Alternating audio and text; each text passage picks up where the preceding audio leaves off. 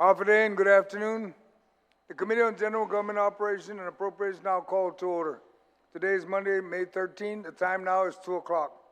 In compliance with the open government law, the notice for this public hearing were posted on the Gov Guam public notice portal on GTA TV channel 21 and Docomo channel 117, and live stream on the Guam Legislature's YouTube, and disseminated via email to all senators and all main media broadcasting outlets on Thursday, May 2nd, and again on May 9th. This afternoon, we'll be discussing the budget of the Attorney General's Office. In compliance with Bill number 236-37 COR, the Committee on Rules, by request of the I Magaʹhågan Guåhan, the Governor of Guam, in accordance with the Organic Act of Guam, an act making appropriation for the operation of the executive branch of the Government of Guam for fiscal year ending September 30th, 2025, making other appropriations and establishing miscellaneous and administrative provisions. At this time, I ask the members of the Office of the Attorney General panel to please rise and be placed under oath by the Sergeant Arm, and any other lady and gentleman that would like to speak. Please stand and forever hold your peace. Sergeant Arms. Please raise your right hand. Under penalty of perjury, do you all affirm that any and all information you provide today, whether it be verbally, electronically, and in writing, be the truth, the whole truth, and nothing but the truth? Mr. Chair, you're under oath. You may proceed. Thank you. Thank you, Sergeant Arms. General rules for this public hearing. Please provide my legislative staff with any documents or for photocopying and distribution. Panel members are asked to remain in the room for questions or for additional testimony as may be desired by members of the committee. As you can see, there's only 3 of us so far, but knowing my colleagues, they'll start wandering in a few minutes. Questions and testimonies shall be confined to the substance or nature of the agenda. Personal inference as to the character or motive of any senator or any individual testifying is not permitted. Any violation of this general rule of conduct will result in removal from the budget hearing. Proper form and decorum shall be practiced by all present in the public hearing room for this proceeding. Individuals who fail to maintain proper form and decorum will be restricted from participating and will be removed from the room. When you speak, please make sure that the microphone is on and that you speak into the microphone.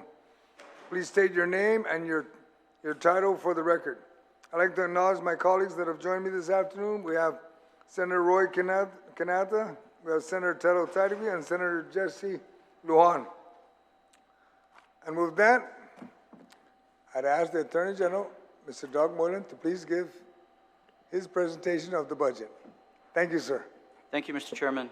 Hafa-day Senators, Chairman San Agustin, Senator Tadiwi, Senator Lujan, and Senator Kanata. We are here for the fiscal year 2024 to 2025 budget, and as set forth in our April 1st, 2024 letter to the committee and to the Speaker, we have asked for the amounts that have been specified in our letter and are here to answer your specific questions. As the Chair and our Senators understand, we are, unlike other parts of the government, being a law firm contained primarily of attorneys and support staff. Our job is both to enforce the law and to ensure that the laws are faithfully enacted and carried out from what you pass as senators. We have prosecution and civil authority in purview. The amounts of responsibilities are set forth throughout the entire Guam Code annotated, and as I said, every law that is passed by the legislature requires the executive branch to enforce it, specifically the Attorney General's office and other officials such as the public auditor and the governor to different extents. Our budget is not something that I'm proud of. It's the result of expenses that the taxpayers are being asked to pay for. We sum it up by saying that in order for us to perform the duties as required under Guam law, an additional $5.9 million is going to be requested in this fiscal year for the next fiscal year. Part of that amount is coming from expenditures like the 22% government-wide pay increase, which is about $3.8 million, $2.1 million for additional operations from Child Support Enforcement Division. Our rent is slated to go up by about $101,000 more. as well as about $450,000 in legal consultants, contractors, miscellaneous supplies, and so forth. We believe that money spent with the AG's office is well spent. We are unlike prior AG's offices. We are working closely with the public auditor. We have active criminal and civil investigations as well as enforcement actions, whether they be through prosecution or through civil cases. We also play the role of saving the government money as well as protecting the government from fiscal financial exposure. That being said, Mr. Chairman, to my right, I have our Acting Chief Prosecutor, Gloria Rudolph. To her right is Ray Logan, who's the Child Support Deputy and 4D Director. And to the far right is Mr. Louis Harley, part of our Government Corruption Division. To my left is our controller, for lack of a better word, our accounting supervisor, Tom Paulino, acting Deputy Graham Botha, as well as Chief Deputy AG Joe Guthrie, and Mark Pito, who's our Human Resources Supervisor. So, Mr. Chairman, the provisions were included in our April 1st cover letter. We do have miscellaneous provisions that are non-monetary in nature, but it assists us in performing our law enforcement responsibilities. So, at that, we are here to support our fiscal year 2024-2025 budget request. Okay, sir, are you going to present any slides? I see we have a whole packet here full, and if you're going to present the slides, we can just go through this. Okay? I'll let Mr. Paulino, who's prepared it. All right, and before you begin, I'd like to recognize my colleague that's joined us, the Oversight Chair of your office, Speaker Teresa Lai. Sure. I just like everybody, even though the Attorney General did identify who you are, you state your name, your title, and then you won't be asked to repeat that any further. Just one time when you first start, okay?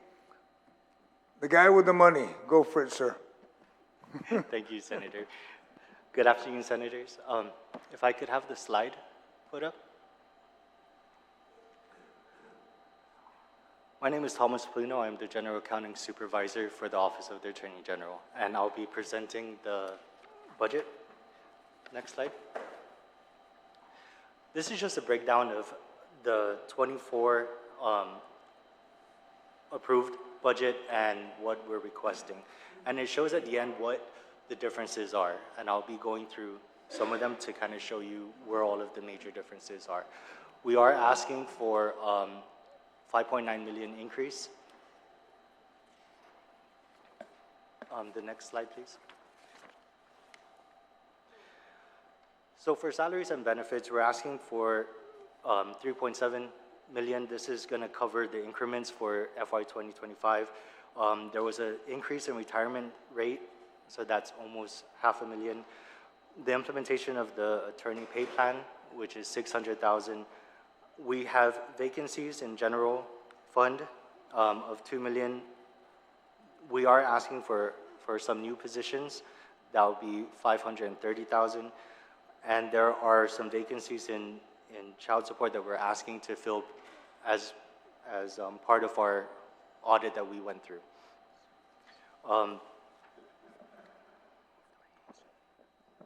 Thank you. So for operations, we're asking about $2 million more. We do need to beef up our child support, so that's why you'll see the $250,000. The $714,000 is our prior appropriations that we've been using up. We should be able to use most of it up this year. We expect that the U.S. Supreme Court will cost $142,000. We are asking for $300,000 for legal consultants. We are asking, as part of our 5-year plan, that we start replacing our aged computers. We are asking for a new telephone system that will be integrated, and a couple of other things. We are asking for $65,000 for the CICC. and we expect the rent to increase by 101,000. So this is what we're asking for as an increase to our current budget. Could you explain what CICC means? Criminal Injuries Compensation Fund. Oh, under okay. the under the rules, we're supposed to present our or they're supposed to incorporate their budget into ours. Okay.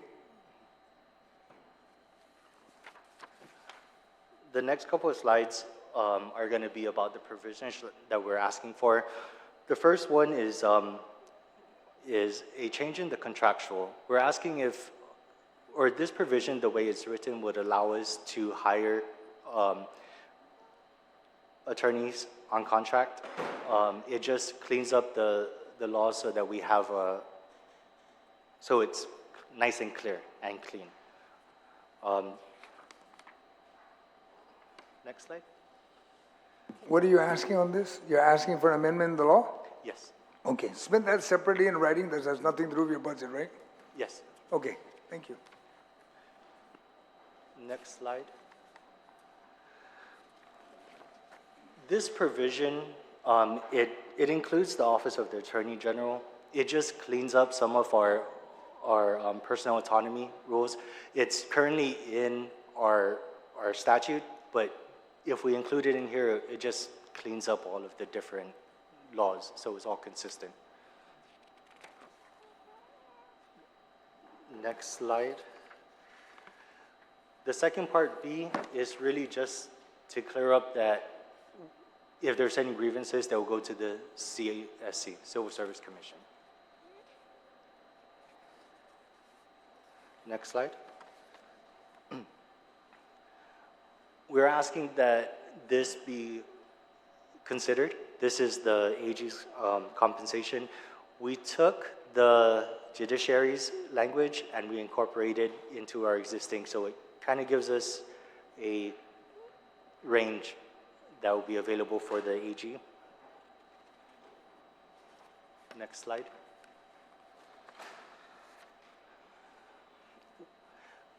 In the miscellaneous provisions, there's a section for restriction of hiring of unclassified positions.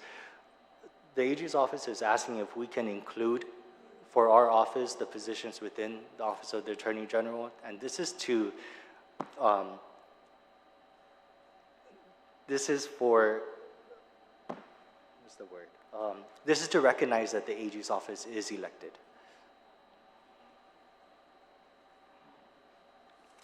Next slide. Also part of the miscellaneous provisions, we're asking if we could include this language. This would just ask the University of Guam to include in the Pro Tech Award the Juris Doctorate as a priority. Next slide. Within our section, our authorized section, we are able to bring in attorneys and pay for their travel. This provision is going to update it. This allows us to use the same that the governor is allowed. So in this, we're asking if we could bring their spouse and dependents as well as part of the allowable travel for new hires.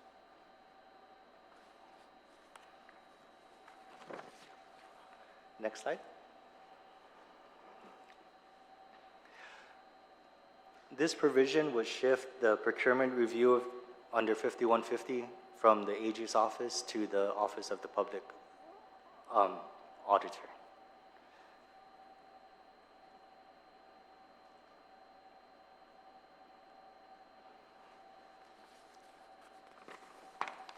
Next slide. We are asking for this specific provision to allow us to retroactively pay the attorney pay plan effective January 28, 2024. So this language kind of allows us to do that, to fully implement the attorney pay plan. Next slide.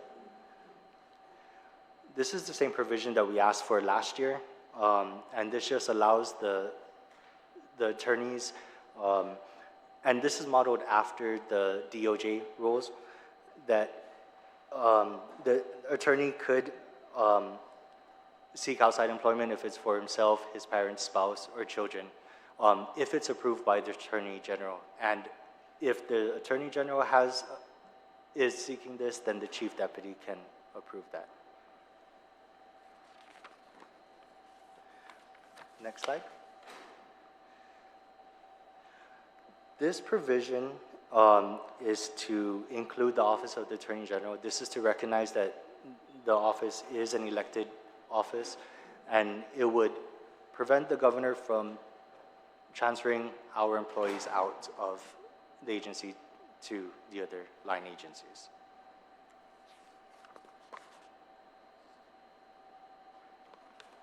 Next slide. I don't think there's any changes on that. It's just the full section of the law. Next slide. This provision just takes out some of the language. Currently, the AG can appoint from a classified position into an unclassified, and then once the term ends, then they revert back to a classified position. This just cleans it up and makes it a truly appointed position.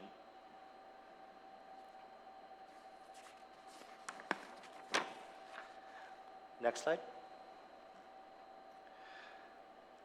This section deals with the indigent panel, and it just sets out the priorities of who will represent the indigent panel. Next slide.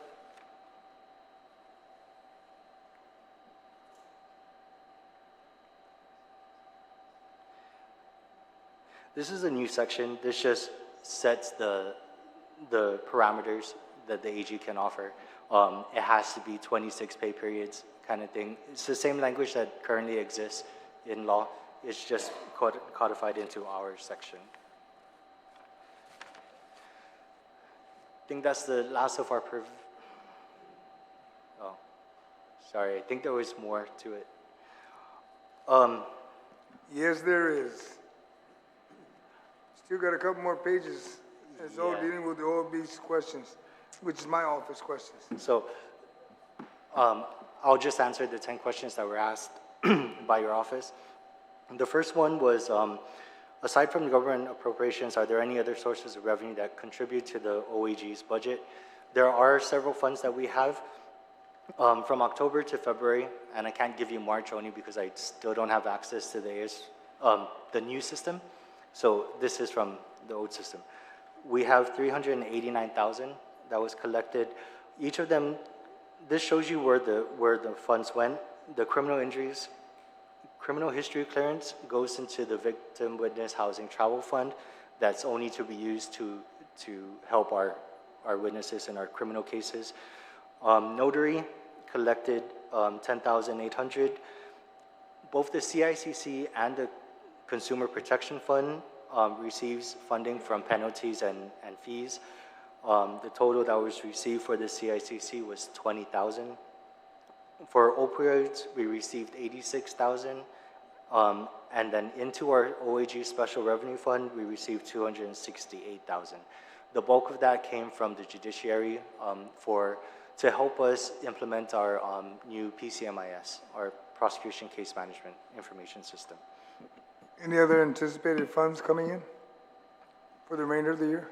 Since you already anticipate 380, or you got 389, do you expect any more? We may have some opioid come in. CICC, there should be very little, but that's really controlled by the commission. And then notary and criminal history clearances come in, but they're nominal amounts. Ray's going to answer the question relating to his treatment. Good afternoon, Senators. My name is Ray Logan. I'm acting Deputy Attorney General for the Child Support Division. The question is, what is the status of a statement of undistributed child support funds? I previously reported that last year when we came, there was over $6 million in escheatment. As of December 31st, 2023. We were down to 6 million. Our current balance as of March 31st, 2024 is down to 5.8 million. Our staff has been working very, very hard in trying to locate parents and trying to assess the cases to make sure that the proper party is contacted and whatever money we do have that has not been distributed is distributed. So we started this project November 2023. As of April 4, 2024, we located about 500,000 worth of individuals, and we were able to distribute that money to the proper parties. So our UDC balance has decreased dramatically since the last time. Okay, is there a mechanism that if you can't find anybody in the coming months, you can return the money to the person that paid it? Is there any mechanism? Yes, our mechanism is our staff. We're using whatever resources we can to locate. But if you can't locate them and they're, you know, like, for example, they passed away, they're gone. Okay. But the payee is still alive, is there a mechanism in place to return the money to the person that paid it? There currently is no mechanism. We do have provisions for escheatment. I did provide that to the speaker. I sent it via email on March 21st, 2024. In that proposed legislation, I made out specific procedures on how to distribute the money. So if, like, for instance, the money belongs to the custodial parent and she has since passed away, we try to locate the non-custodial parent, and in that legislation, we're requesting to pay it to or refund it to the non-custodial parent. The current situation is if the custodial parent has passed away, we have to distribute it to the estate. And if there's no probate estate established in the Superior Court, then it sits in limbo. So we're trying to bypass that and to create legislation so that if the custodial parent is not available or has passed away, we can refund it to the non-custodial parent. And likewise, if the money is supposed to be distributed to the non-custodial parent as a refund, as overpayment, then we're seeking ways to try to distribute it to the children. So the proper procedure is for the children to get a, I guess, summary judgment in probate court. It's for estates less than $50,000, they can get an order that they're entitled to the funds.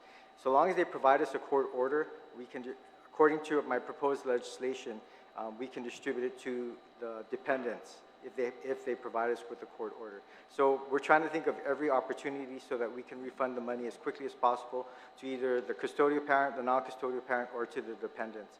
But that depends upon the legislation if it's passed. Okay, if I can get a copy, I appreciate it, of that Okay, letter. I can forward you a copy. Thank you. Okay, I'll add, the third question was, do we anticipate any lapses for 2024? Yes, we do. We're projecting at 1.5 million, and that's really due to our vacancies in our attorneys. The fourth question is whether there are any cost savings that we identified. Our rent, so far we have saved $418,000. Because we haven't moved to the new building, we're still paying the previous rent. Otherwise, it would have went up on $1.20 or $1.40 per square foot. So far, we've saved $418,000. The impact of implementing the attorney pay plan for 2025, we have it at $599,931. The sixth question, and sorry, there's several areas here. How many of your authorized vacant attorney positions have been filled? So far, we've hired 26 attorneys. 7 have left, so that means we have 19 that we have hired from our authorized vacancy positions. If I can just interrupt, I forgot to answer, sorry, this is Ray Alagan again. There was 2 questions, and I forgot to ask the second question because I know you were interested in that. The second question with regard to the escheatment, are any of these funds available for use to cover the agencies or departments' operational expenses? That question is very, very important because it does have an impact. Any money that is escheated from the undistributed collections, it has an impact on our budget. The federal government will consider any money that's cheated as income to the government of Guam. As a result, their funding, which is 66% of the child support funding, will get reduced accordingly. So if we cheat $1 million to the local government and it isn't refunded back or reprogrammed to assist the child support office, the next quarter, when we get our reimbursement from the federal government, they will reduce our budget accordingly by $1 million, which will definitely impact the operations of the child support office. Understood. Okay, thank you. Go ahead. You can continue. So the sixth question, we have 9 attorneys on contract right now. The third question and final part of that, of number 6, is how does this compare to the cost of filling the attorney positions? So I've looked at our average attorney hires, so 9 or 19? 9. It was my error. It should be 9 contracts. So the average cost to hire our attorneys, and this includes attorneys 2 to attorneys 4, with salaries and benefits, it's 147. There are 9 attorneys on contract. The average is 92. So if we look at it, there's a cost savings with having our attorneys on contract of about $500,000. But as you may know, Mr. Chairman, having an attorney on contract is not as efficient as having a full-time attorney. And the Supreme Court of Guam, as well as we attorneys, all recognize on Guam, we have a severe shortage of attorneys. And that has been put into the Supreme Court of Guam's promulgation orders beginning in 2023, I believe. So we're attempting to do all the work required of us and using every means possible to provide those attorneys that are crucial to doing this work. Thank you. The 7th question was the estimated impact of legal representation to our 22 agencies. There shouldn't be impact. We still provide the services to the agencies as required. The 8th question, we have no personnel services obligations related to salary increments, pay adjustments, things like that. For number 9, there were 5 merit bonuses that were awarded. The total cost is $11,000. That has already been processed and sent to DOA for payment.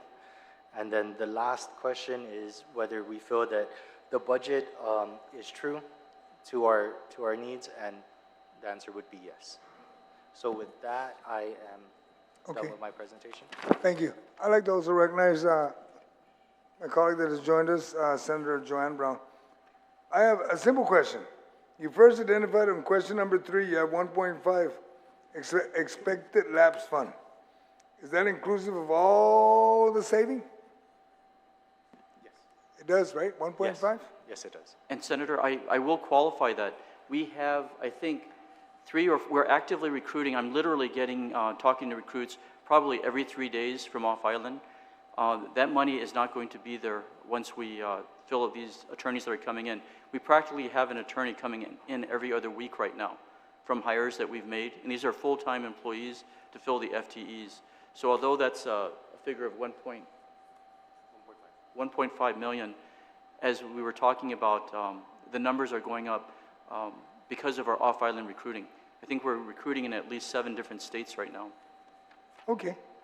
I was just curious I'm just looking at what you presented, and if there's anything, if you identify anything here that you're short on, what's the impact of implementing an attorney pay plan? If that means a negative 599, or you got the money for it? Yes or no? It's built into the FY 2025 budget. We are asking for the other provision to allow us to pay it effective the January 28th date that it was implemented. Well, what I'm trying to get at is, I'm just looking at your response, okay? I understand you're recruiting, great, but you start out with 1.5 surplus, okay, basically, okay? You're asking to carry over. I wouldn't support a carryover when I see you have something you're not paying yet. Okay, let's start with that. Then I can you can't expect me to convince my colleagues to carry over something when you could spend it all before then. So already that's kind of like, there's no, So no carryover. We need approval to be able to pay it out. Right, so for Senator, on the question of paying the amounts that were authorized in January 28th by the executive branch attorney pay adjustment, I don't believe that we can use that because there was not specifically an appropriation for that. And, certifying officers, the requirements that these certifying officers certify that those funds can be used. So we've allowed for the payment as of that date in the proposed legislation. It's a technical matter that affects the monies, and it's retro to the date that the executive branch started to use it, including the judicial branch. Everybody started to implement it, but I did not see that that was appropriate without the proper authorization. okay, I'll check that on the budget. But I just prefer that if you got money, use it. Yes. Don't plan on carrying over anything because Thank you, Senator. it's best to use it. I mean, you got your folks, pay them and move on from there. And then hopefully if you have any, I prefer you have no lapse. We just move on with that, Yes, Senator. okay? And with that, I'll ask my colleagues if they have any questions, and I'll begin with the first senator that was here. Senator Roy, do you have any questions for the Attorney General or his panel? None? Senator Tyree, do you have any questions? Thank you, Mr. Chair, and good afternoon to my colleagues. And of course, good afternoon to the Attorney General's office, one of the hardest working agencies there is, and doing a whole lot with less. It's very impressive. But of course, we need to ensure that, you have the manpower, the bodies to do your job and not overwork those particular attorneys that are here, though I'm sure many of them already feeling the stress with the 7 individuals that have left earlier, and then I'm glad to hear that the recruitment is going well. I just wanted to touch base a little bit on how many individuals in the Department of Child Support do you have on staff right now in the Child Support Division? How many attorneys you have, and then how many individuals you have working in that area? This is Ray Alagan again. With regard to the child support staff, attorney-wise, there are currently 5 attorneys in the office, which includes myself. With regard to the staff, there are 39 staff members. Is that current to the budget that was provided to us from the Attorney General's office, That's current. 39 staff? That's current as of today. Currently as of today, but Yeah. when you I think- submitted the budget to us, what was that number? I think it was 41, 41. yes, staff. Okay, prior to this budget that was, okay, so the budget that this one that was provided to us, Correct, there were 41 staffed in your department, correct? correct, Okay, now there's 39, right? Correct. So you just lost 2 individuals? correct. Are any of these 39, are they new hires, or they've been just transferred? Some of them have been transferred, some of them are new hires. Majority of them are staff members that have been at the child support office since. Oh, can you talk into the mic? They're already ready to, Yes. yeah, just bring the mic a little bit closer to you, because, So yeah. there's several that have been transferred to our division. There's a few new individuals that were recently hired, and majority of the staff members are staff that have been there for quite a while. Yeah, I was wondering how many, so you're keeping those with institutional knowledge, right? A lot of them are there that have been there for a while. So the majority of your 39 staff, are you saying that more than half of that are those who have that institutional knowledge and has been there for quite some time? Correct. Okay. I would say 75% And, of the and staff.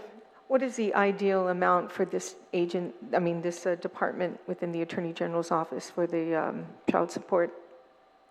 5 attorneys sufficient and 39 individuals are sufficient? No, definitely Okay. not. Can you tell us what that amount is then? Previously, we had 10 attorneys. Okay. including the deputy. And then for staff, there should be 64 was the previous amount.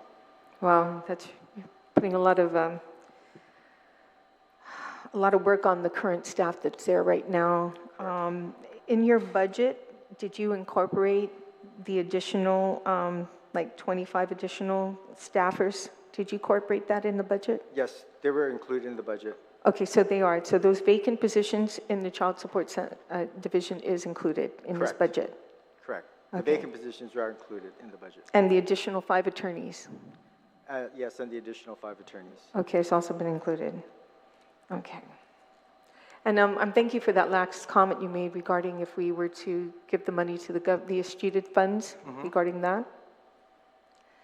And yeah, it is important to note that if that money does go to the government in Guam, we're going to lose out. It's almost, that's why it's so important to find the legislation that you guys were talking about, to give it to us so that we can find a way to give the money to the child, if the parent has passed away or the custodial parent, that we give that money to them instead of, to the government, because I hate us to lose any kind of federal funding in that perspective. Okay. Is there anything else in the Child Support Division that is really lacking that you might need other than bodies? Your data? Yes, our data, we need a computer division. We recently went through an IRS audit. We just completed on May 3rd. And with that, a lot of the responsibilities, as outlined in the 1075 publication, requires at least 4 to 5, maybe sometimes 10 different positions just to maintain. We currently just have one person in our IT division that tries to provide all that work. We also have a contractor for our computer program that assists in making sure that whatever needs to be done gets done. But we do need a lot of individuals to assist. Those individuals, those positions have been requested in the budget. So I believe there are 3 additional positions we requested. Is there any particular software that you could utilize? I mean, software costs money, but that could assist with your department, especially yours, that is pre-programmed to allow, less, like AI, capabilities, to less individuals for that office and to Yes. provide that help? Definitely, there's more programs that are out there that are available.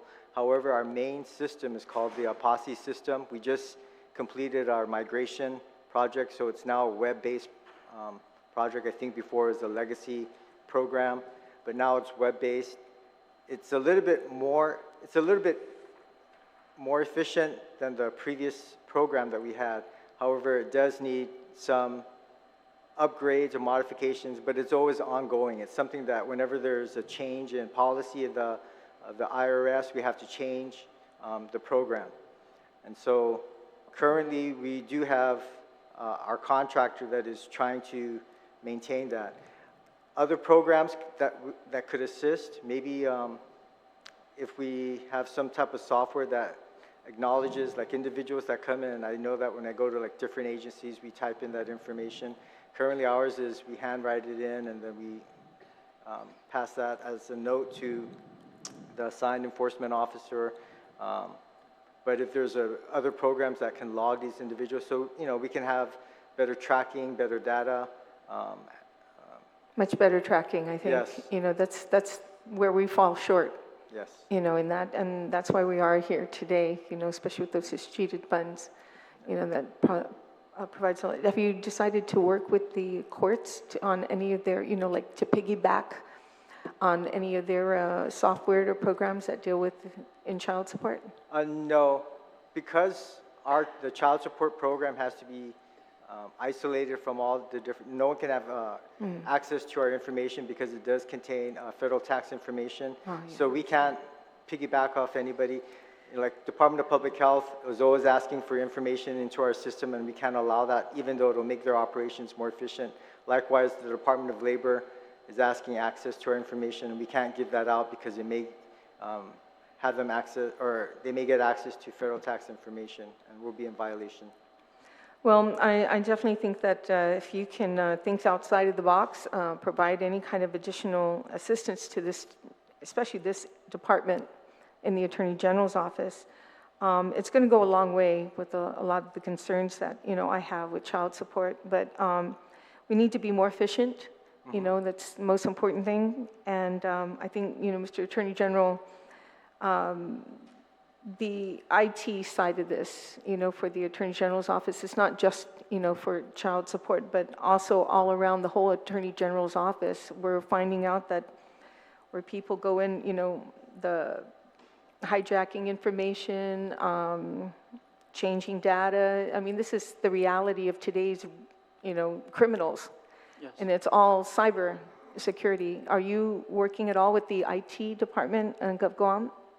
Actually, we've just had 3 representatives from what I would call the Justware system software company that just started the transition from our old system, which was there 20 years ago when I was there, to the new Justware system. E-prosecutor is now, I think we're going live in the end of May. We're integrating with the judiciary for that purpose. The criminal function, the civil function, we're looking at developing it as part of the Justware package that we have. So the amount of time that it took to implement this Justware has been, I think, over 2 years. But we finally were able to get the contract finalized, awarded. The people are here now. We're migrating the data over, and we're going live. So that's as we speak. Yeah. Their software patches, their virus protections are, I guess, the best in the nation because they service Guam and many other jurisdictions. Good to hear. How many do you have in your IT department? How many employees? IT is probably three individuals in the IT. They're As I said, solely we're- responsible for just IT? Correct. Okay, 3 individuals. That's correct.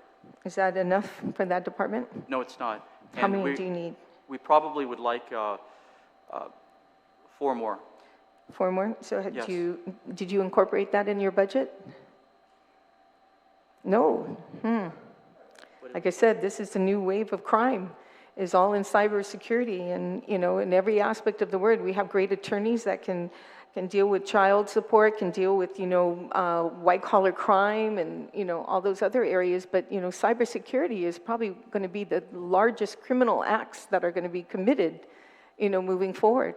Not just on a local level, but even international level. This is really important. So if I may ask that you provide a budget just for your IT department, I'd like to see that by itself, because I'm going to ask my chair, the importance of cybersecurity right now is real.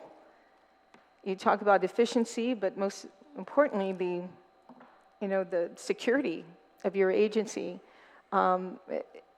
You could shut down, and what are you going to do then, So I would like to see that separate and apart, like how much it would cost to efficiently provide that, any kind of contracts you need with cyber companies and the software that's needed to provide that security separate and apart. Because my plan is to, on the budget, as we give you the budget, have a certain fund set aside just for cybersecurity that cannot be transferred or used for anything else but cybersecurity.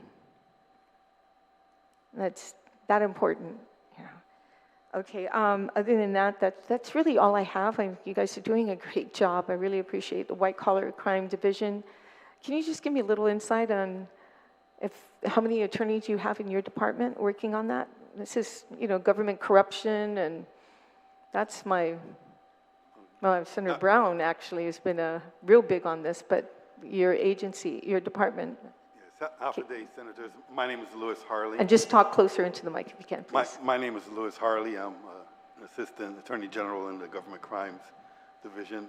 Up until recently, it was just me. We've hired another attorney to come on.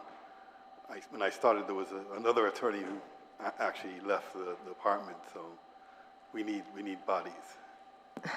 Okay, wherever you came from, I hope you can bring some more with you, because this is one area. Well, actually, I did. Yeah.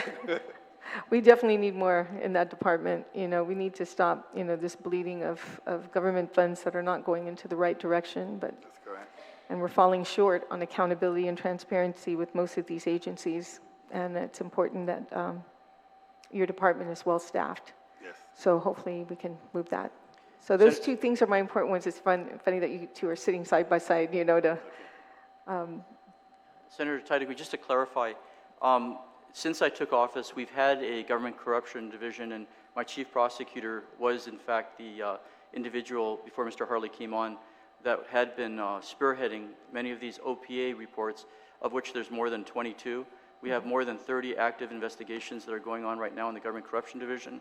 Obviously, it takes a lot of data in order to put this together. We're struggling with the courts right now. There's going to be a Guam Supreme Court hearing on the ability of the Attorney General's office to use the grand jury subpoenas in order to bring in the subpoena, the information. The defense bar has an attack on it right now to prevent us from actually issuing a subpoena for investigation, like we hear in the United States with the federal government. The Supreme Court's going to hear whether or not we have the ability to do that. Now, if the Supreme Court says we can't do it, we will be at the legislature the day after requesting a change in the statute for whatever the Supreme Court is saying. We believe that the current law allows us to subpoena persons and documents into the grand jury and then to get the documents in order to support these white-collar crime investigations. So I wanted to alert the judiciary, the legislative branch, that the judiciary is scrutinizing whether we can do that at the behest of a private company, that sort of thing. So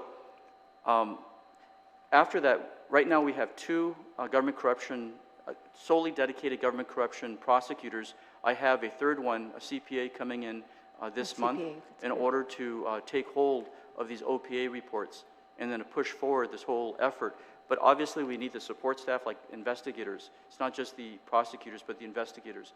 So we're taking it very seriously at the AG's office. Gloria Rudolph has always been a part of it and it continues to maintain oversight of the government corruption, the public official type of investigations.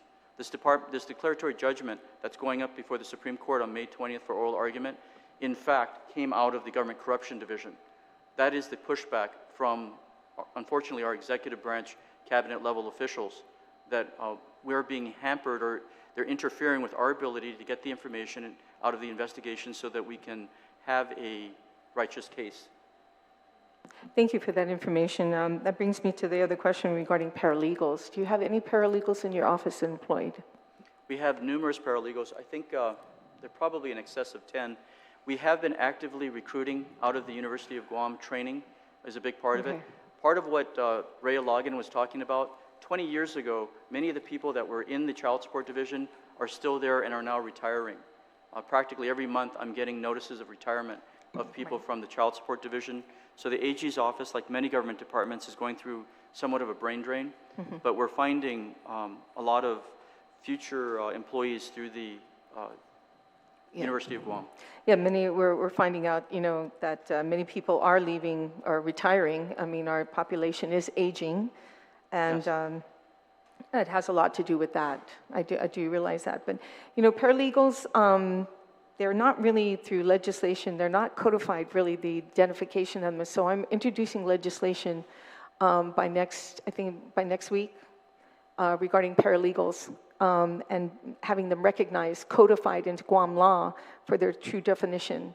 And then to be able to utilize them, then I'll do a resolution to the courts requesting that they utilize paralegals for things that are uncontested, like, you know, uncontested divorces, documentation, nothing that's controversial at all, to utilize these paralegals for that. But first we need to codify them and recognize them as paralegals in our Guam code. At the AG's office, we have 25 paralegals, but Senator, we have to be very careful because the investigators, the way that it was created, has prevented us from hiring investigators.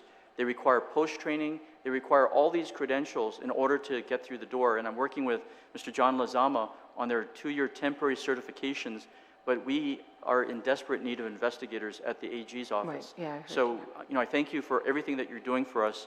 But if we can work with you, just so we don't push the college graduates out of this paralegal option, because we are hiring them as paralegal ones right out of criminal justice at the University of Guam.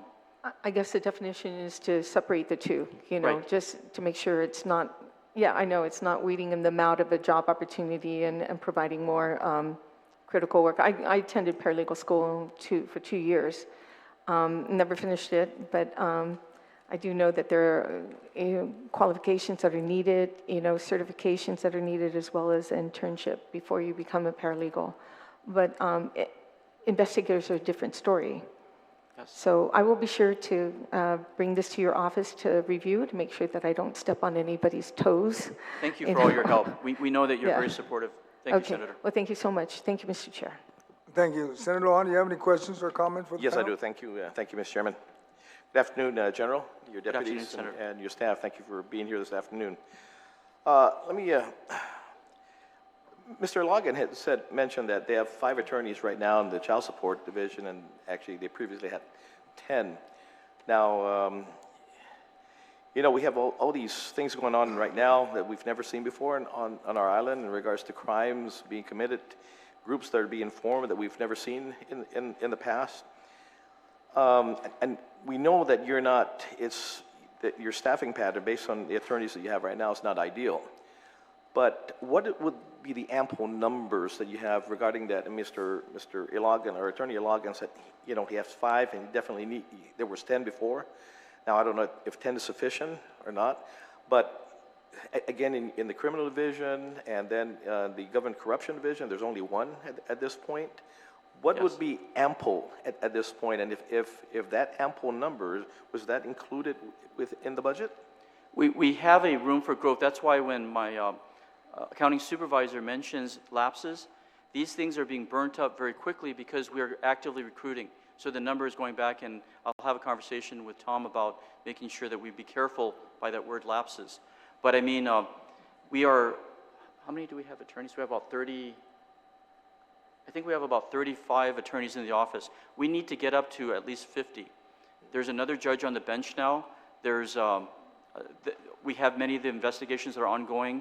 The magistrates, as you guys see at the legislature, is causing, and the increase in crime is causing a tremendous load on our attorney staff to staff the courtrooms, to prepare for trials, to do the trial litigation. And we have judges that are doing 2 trials at one time. They come in the morning with 1 trial, and they start another trial in the afternoon, and they tandem 2 trials. And that requires a dedicated attorney for each one of those trials. So that's why I say, when I was the AG 20 years ago, it was like 20 was kind of like the nice number. Now, I think that it needs to go up to at least 30 attorneys for the general crimes work. The government corruption, they could use 5 attorneys. And then, of course, we have the civil division, which is almost the bastard, the stepchild of our office, because they're not getting enough solicitors. There's so many departments in this government that need that legal work, legal assistance, let alone the procurement review, contract review. And then the civil litigation is its own type of work. So the figures that we're giving you are just the realistic. Seeing the numbers that we're getting, we're not asking for the full amount of attorneys, and we would probably come in next year if we really needed more attorneys than we can get Sure. them. But I mean, your question, we appreciate your question, Senator, and thank you. I'm trying to bring us up to at least 50. When I took office, I understand that there was 41. I think there was about, I'm sorry, 53 is what they had. They had a lot on the top management level that weren't being used in the general crimes and stuff. sure. Because when I took office, there's 8 attorneys in general crimes. Yeah, and I'm just wondering because, you know, again, what we're seeing and hearing has never happened before.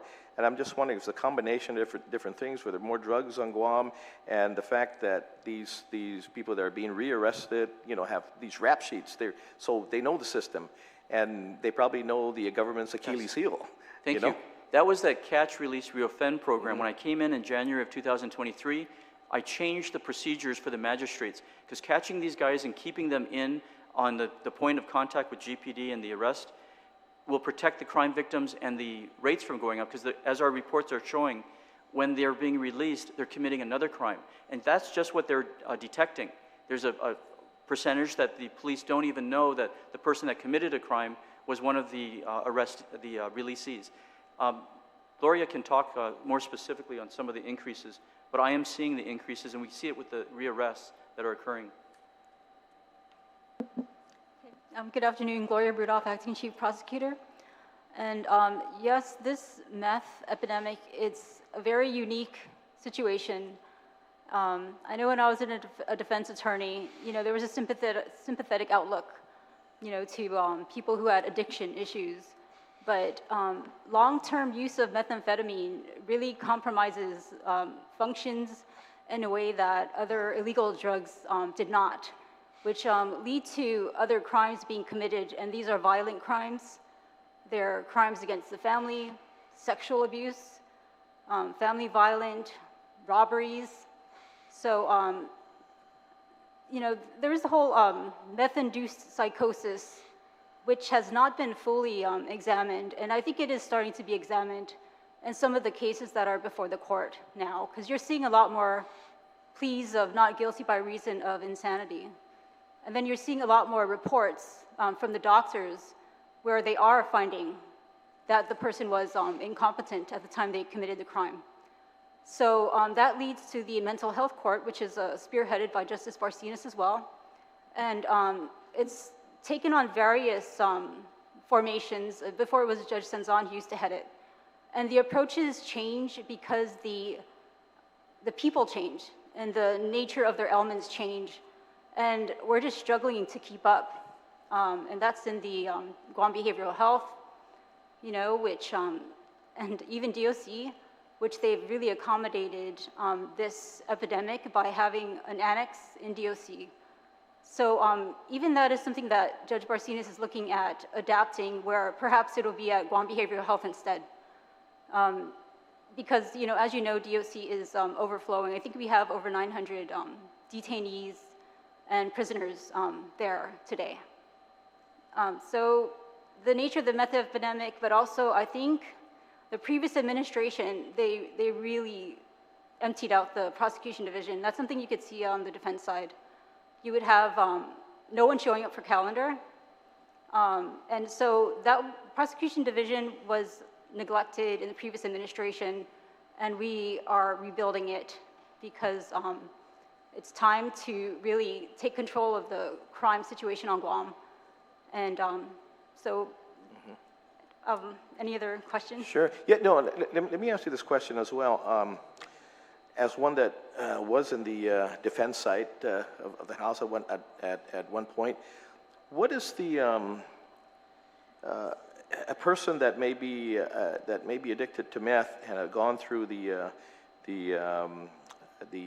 rehab process? What is the likelihood of the return rate versus maybe other drugs that we've seen in the past? Is that,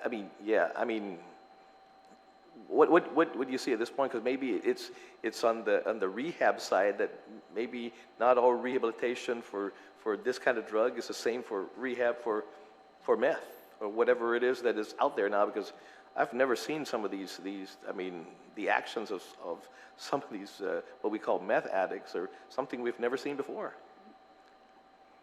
Those statistics, I think the court is going to start compiling them, where I don't think they've been doing that in previous years, but that's my understanding, is that's something that they're going to be keeping track of going forward.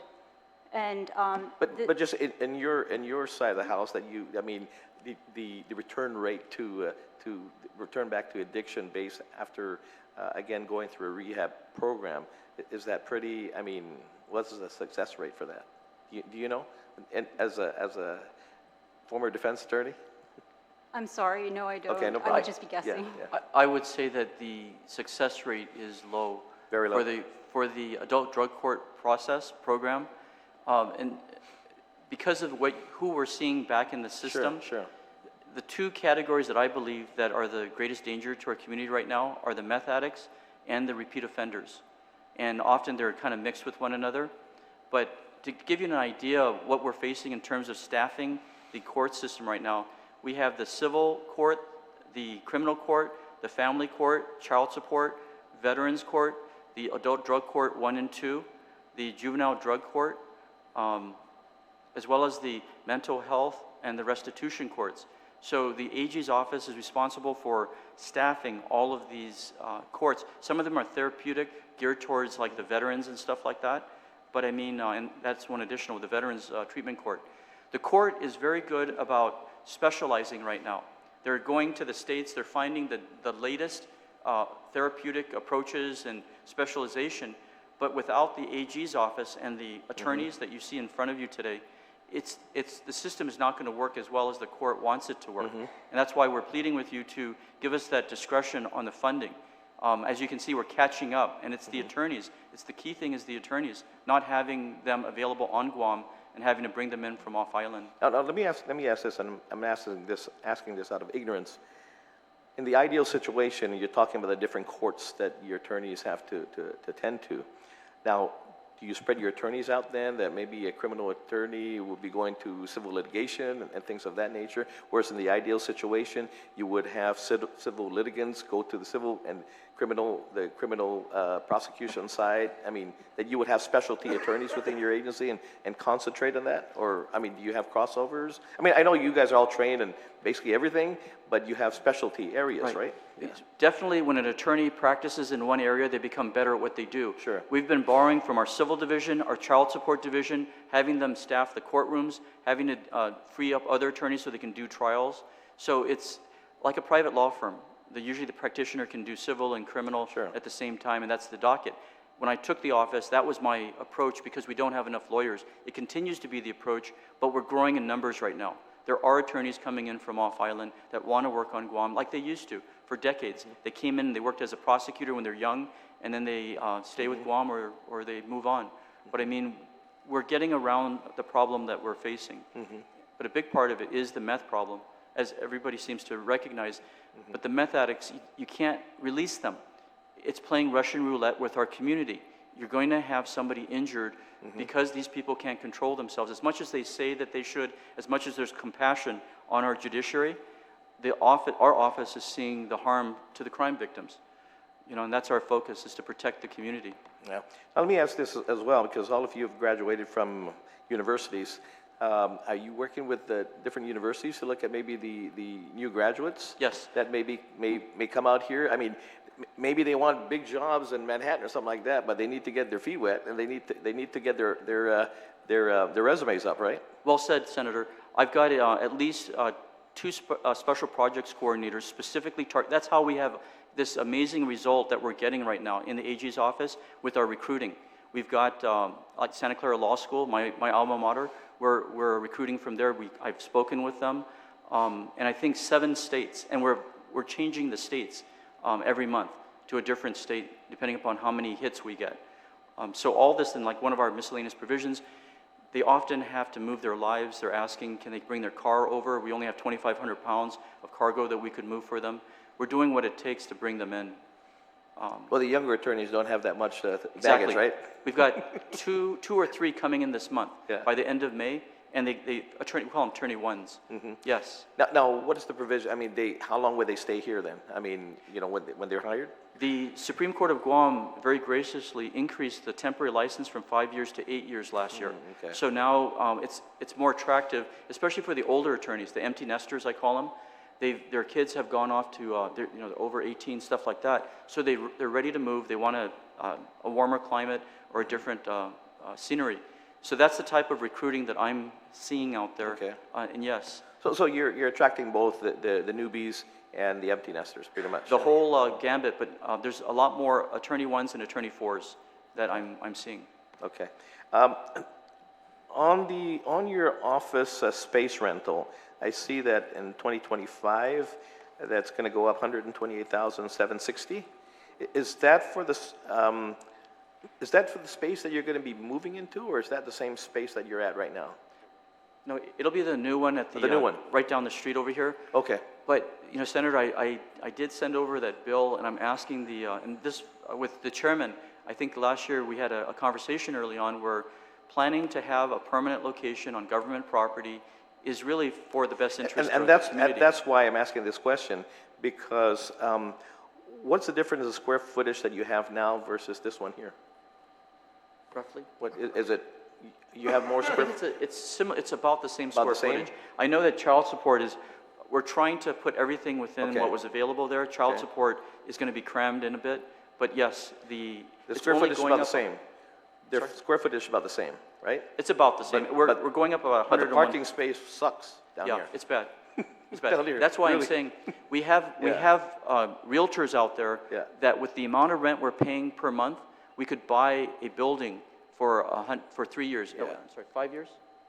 In 5 years, we could buy a building in Agaña. Sure. So, And that's my question, is because you're moving to basically the same amount of space, parking that's even worse off, and the same owner. yes. Yeah, it's, Yeah. There's not many options out there. That's Che, dude. Right. You know, we're going down here because it's closer to the court, but, you know, I mean, it's less people friendly. Yes. Because your parking really sucks down here. I agree. Really, That's why you really don't does, see yeah. us trying to get out of there anytime quick, because there's I no know. options for us, really. And so, and We're that's saving why- money where we're at. How close are you to finding a place then that we can own?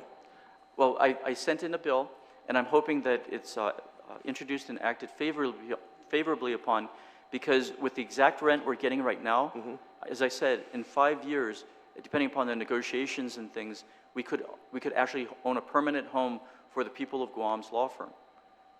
That's what we're looking at in Yeah, Agaña, and the capital. we're paying and we own it in the end. Right, Yeah. right. Okay. And it would have better parking. Yeah. than that Does this one. rental, again, does that come with maintenance and all that? Yes, it would be, for the period that we were, the lease to purchase option, they would maintain it. Okay.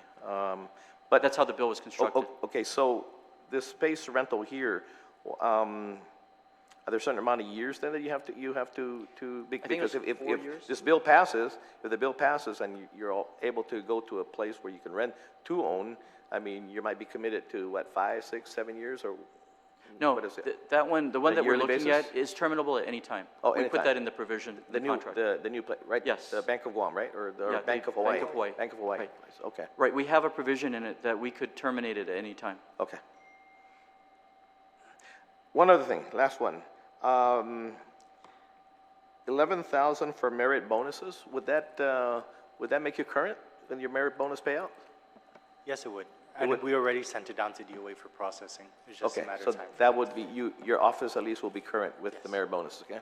Yes. Boy, I wish we can say that about the other agencies. Okay, thank you, Mr. Chair. Thank you. Right before I give it to the oversight chair of your agency, do you have a draft bill for that land and building? Because I've been pushing that for at least maybe 6 or 8 years. Thank you, Senator. Yes, we do. I'll dig it up. I know we sent it into the legislature just a few months ago, so. Okay, if you can just, Yes, Senator. your budget guy can just resurrect that and send me a copy at least, just so we can see it and then we can see what's going on. Madam Speaker, the oversight chair of the Attorney General's office, ma'am.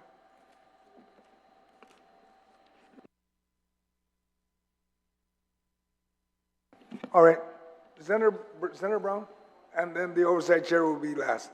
Senator Brown, you have any questions or comments for the Attorney General office?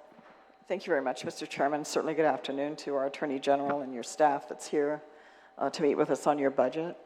I wanted to ask, because of course you're asking a significant increase of a little around $8 million to your budget. What would be the most priority area if you were not able to get the entire $8 million? I mean, these are huge amounts that, I heard the university's request this morning, and I don't know if we're going to start printing money in the back room, perhaps, or some public officials think we're able to do that. But, realistically, if you're not able to get what you're asking for, what do you see as your greatest priority in this upcoming fiscal year that you would need funded? My greatest priority is to hire more lawyers so that we can do the work being asked of us by the legislature to fight the crime, enforce the laws. It requires attorneys. I have a PC that's very aggressive right now, a personnel coordinator that is looking at funding, like I did 20 years ago, to shift into the federal funding, to look at the Department of Interior, Department of Justice. We're working on bringing in more money and like pushing these attorneys, like the drug attorneys, into the federal program, the family violence. They have federal monies for that. But right now we can't necessarily do that because these attorneys are jumping from one work to the other type of work because we don't have enough attorneys. So that's where we're going. As we get this money, we're we're adapting to bring in more money, more options for us. But I would need, my primary focus right now in this fiscal year is to have the money so that when these people say yes, coming to Guam, I have the money to pay them. That is my priority. Respectfully, Senators. With regards to that, and I know Senator Teller brought this up, this is one thing, and I understand we have all these other violent crimes, unfortunately, and drug-related crimes that are happening in the community. And I'm kind of surprised, people make an issue of the sign you had up about a month ago. And, those things, the reality of what our people are facing is worse than that. Some people don't want to talk about it or don't like the reality of it being brought to light. But there's some really bad things, as that are happening. The underbelly in our community of what's happening out there is very concerning, and we don't feel a sense of comfort that it's getting better at this time. And sometimes you're wondering if are people going to have to be fearful of enforcement of the law? And do you see that as a mechanism to help address that there is going to be an expectation of that? Because it's just, it's looking at the Attorney General's office in the past as just not having very sharp teeth. I mean, you have the position, you have the authority, but, the execution of it, has gone at different speeds depending on who's sitting in the chair and what their priorities are, what influence they may have in their respective office. So what are your thoughts on that? Gloria is primarily the functionary to create the deterrence that causes the change in behaviors in our community. For meth addicts to be afraid of getting prosecuted by this AG, because we're not going to hold your hand. If you don't qualify for the ADC program, we're going to take you down and take you in. There's an active communication with the ADC, or our drug prosecutor. Why are the judges releasing drug addicts on suspended sentences? When you are convicted of a third-degree felony for drug possession, why is any plea agreement having a suspended sentence? We had one person in trial that just threw up his hands right in the middle of the government's case and say, "I'll take the charge." They admitted to guilt on the charge, and then the judge ended up just giving him a suspended sentence. So we have, as we speak, a legislation that's proposed legislation on my desk to send to the senators, because if you can go to jail for 48 hours for a DUI, and you can get off for drug possession, which you see every day by the police, they're pulling over these drug addicts every night by seeing how they're driving and stuff like that. Something's wrong with our system. The deterrence that the chief prosecutor is sending through our community, our winning track record of the convictions we're getting and showing the defense bar to counsel their clients that we're gonna get you convicted with our juries. And then our judges, there's certain judges that are standing out, that are throwing the book at these criminals that are being convicted at trial. So it's the deterrent effect that we're trying to promote, so that people don't want to do the crime, they don't want to go to DOC, and working with GPD and the courts, quite literally, showing the courts what we're seeing, that too many people are being released, hence this larger number at the Department of Corrections. The larger number is occurring because our judges are changing behaviors and becoming stricter on their release conditions. Probation's doing a very good job at tagging these people and then having them brought before the judges. So, Senator, it's the idea of deterrence, and that occurs when people are unfortunately punished. They don't want to go to jail for a long time. They don't want to go to jail pending their trial, and that's what we're trying to promote at the AG's office. It's kind of draconian. It's very harsh when the AG comes off that way, but I believe that that's what's necessary for an attorney general.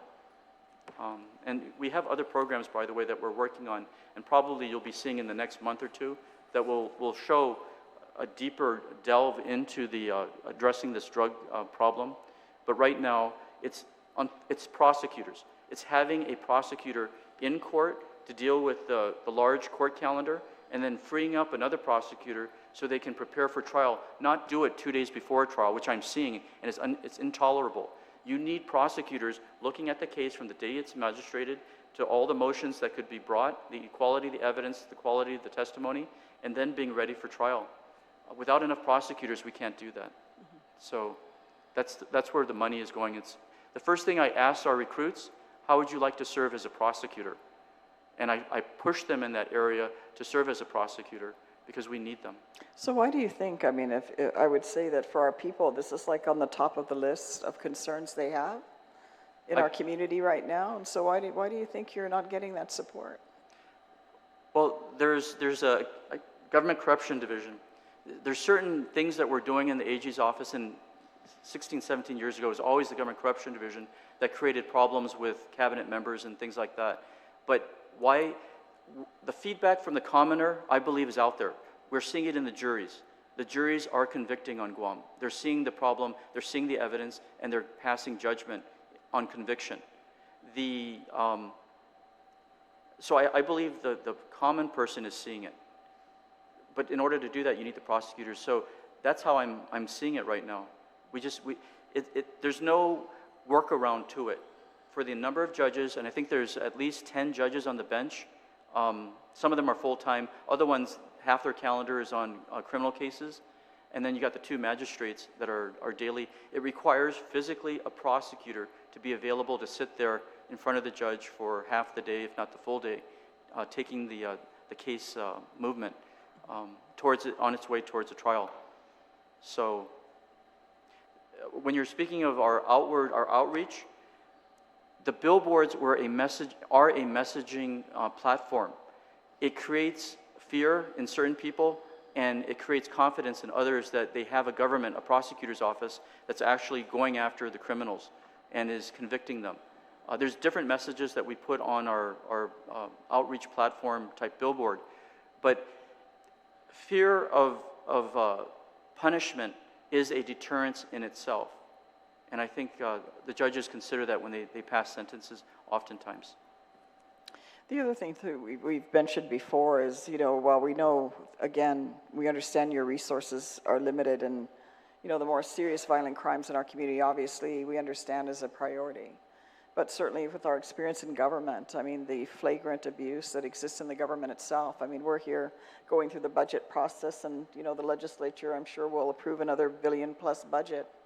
But we have no guarantee that where that money's going is where it needs to go, because there's just been so much, and you know that, you've seen it, you've looked at, and those are only the cases that have been audited. What about the things that have yet to be audited that I'm sure you're hearing from different people or different sectors in the community that are bringing it to your attention?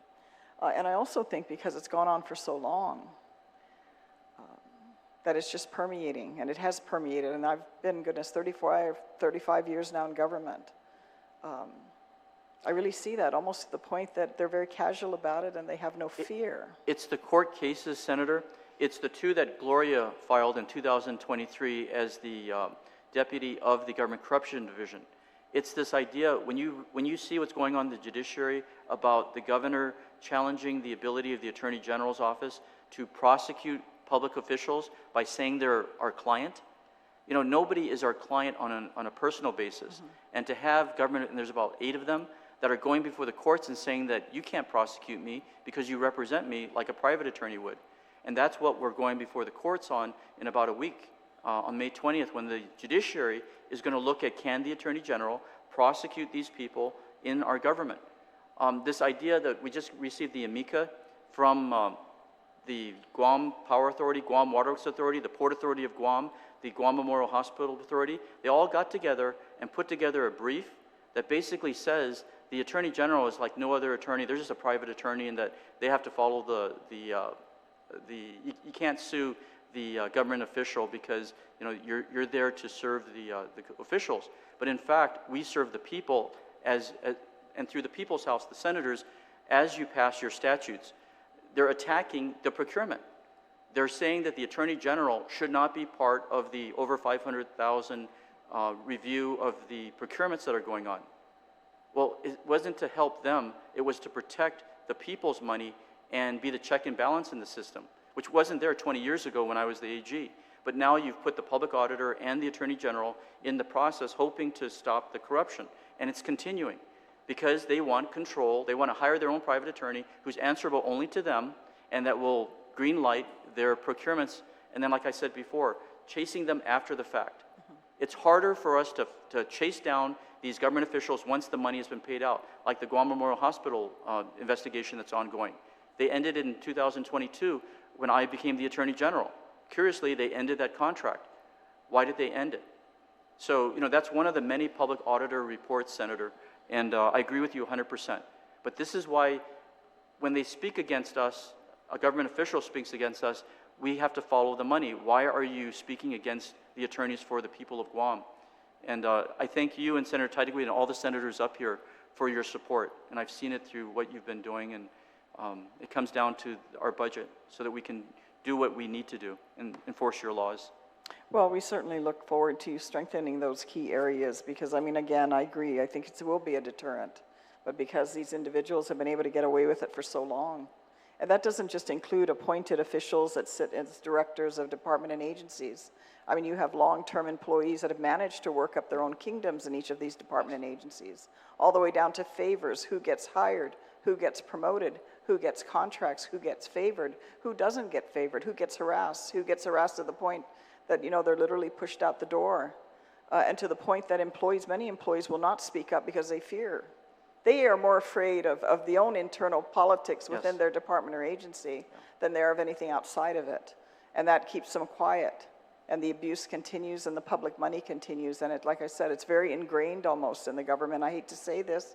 I hate to acknowledge that reality because there was a day I started out when I was young hoping that we were going to change things for the better. And here I am all these years later looking back and looking at where we are now and having run several key agencies in this government. To see the level of abuse is just very unsettling.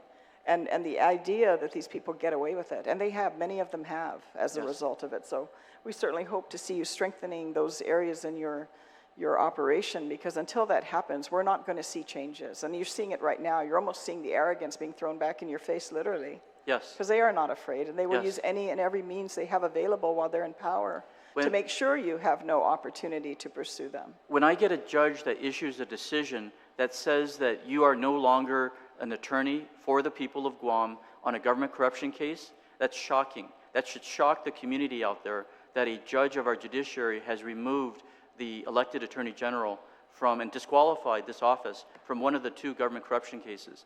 And we're fighting it. It's going to go up as far as we need to take it in order to turn that decision around. That's the type of pushback that we're seeing in the AG's office. So, Senator, I'm completely in agreement with you. Once we're able to take these government officials before a jury and to get the convictions on them, it sends the message to all the other governor's cabinet and her board members and everybody else that just follow the law and everything is fine. That's all we're saying. We certainly hope we get to that stage and that deterrence is there for the up and coming, because I hate to see that this is where our government's going to continue to be. And as I mentioned, it permeates at any and every level in this government, and it's very sad. It's a sad reality, but it's happening every single day.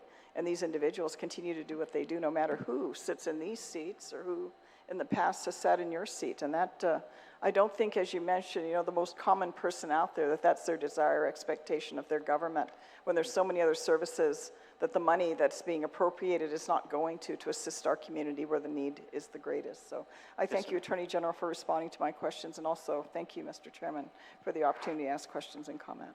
Thank you, Senator. Thank you, Senator Brown. Madam Speaker.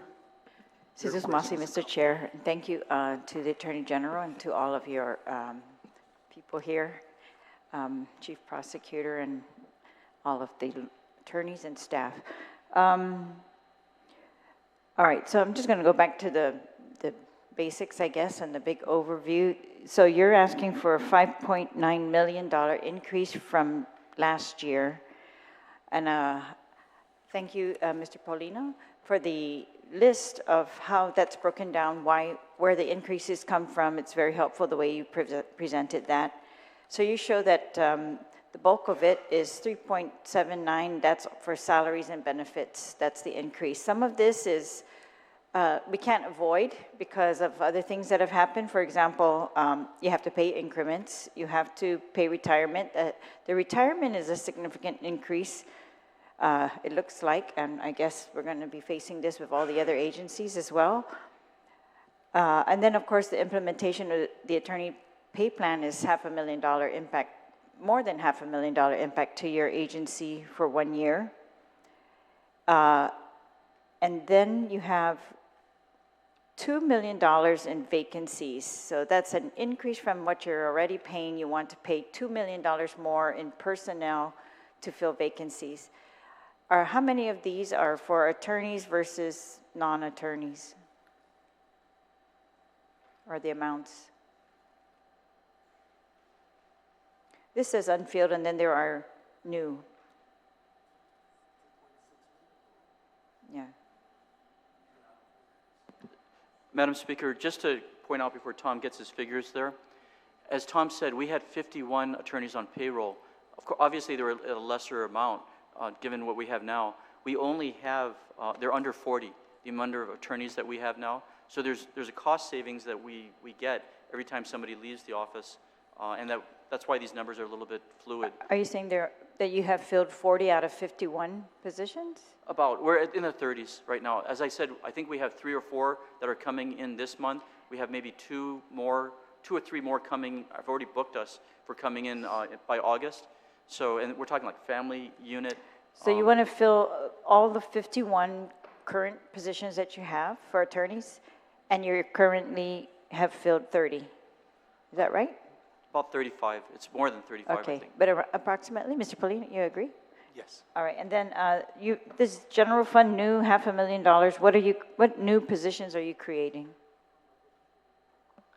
I'm sorry, Speaker. To answer your question, for the 2 million, there's 19 positions altogether. Of that, 9 is for attorneys. The 2 million that you were talking about.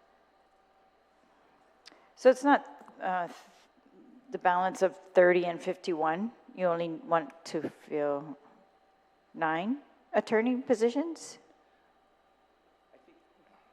I think the monies have been diluted. I think he's using some of the older projections, but that is currently what is being asked for.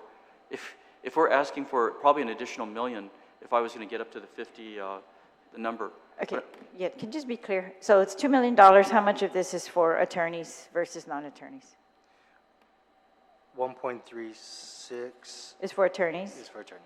And you're estimating about 9 attorneys? You can pay forward with that. And the other positions, what are they? Unfilled.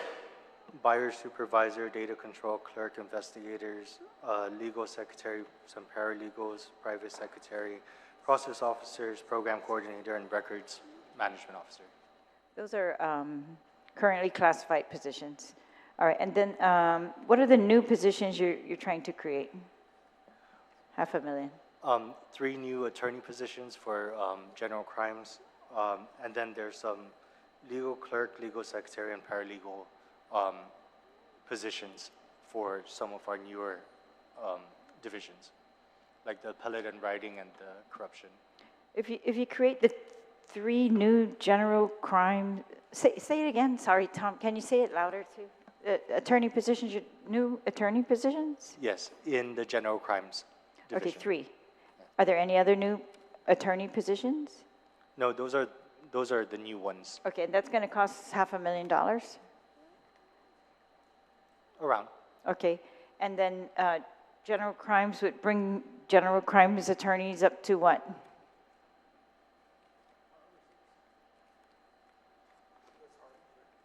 Yeah.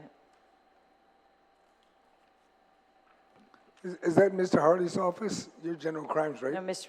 Randall? No, that is Gloria Rudolph, general crimes, violent, nonviolent crimes. The government corruption is, Mr. Harley's in that unit. He's in that unit then? Yes, he's in that division. So that's the unit he's talking about, add 3 more, right? No, No? general crimes. General crimes. That's the violent, nonviolent crimes. Okay. Whose office is that? That's general Yours? crimes, Gloria. Very rude. How many you got there? We currently have 12. And you're gonna get 3 more? That's what you're asking for, right? Yes. So Okay. our optimal number is 25 prosecutors.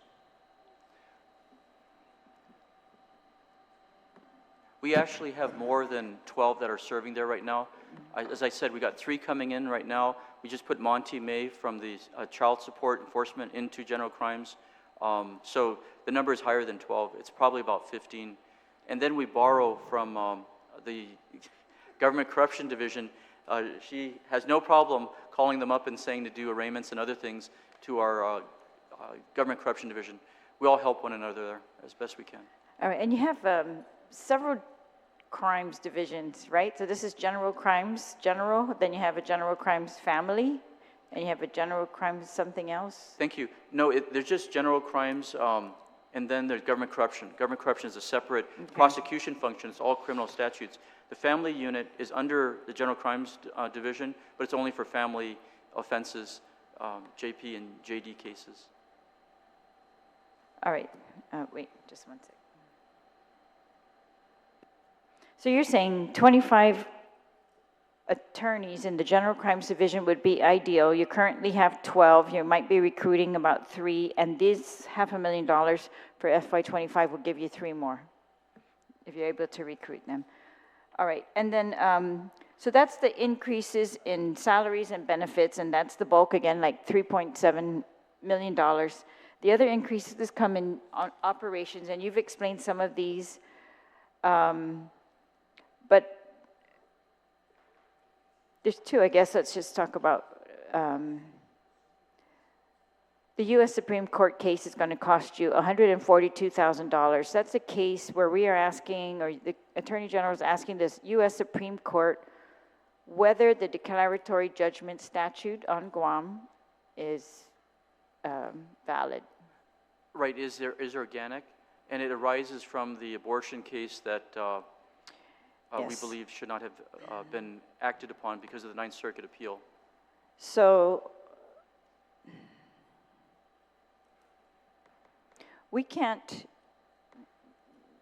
there is no one in the government who can interfere with the Attorney General's discretion as to whether to file a case or defend a case or prosecute. However, yeah, I guess you're putting this here as we are, this is part of what you want us to pay for, or the people of Guam to pay for. I guess I don't really have a question. I just have never seen it laid out like that. So what about this, the legal consultants, on top of all those vacancies that we talked about earlier, you want legal consultants, $300,000. Yes. Are these for particular cases, or what are these for?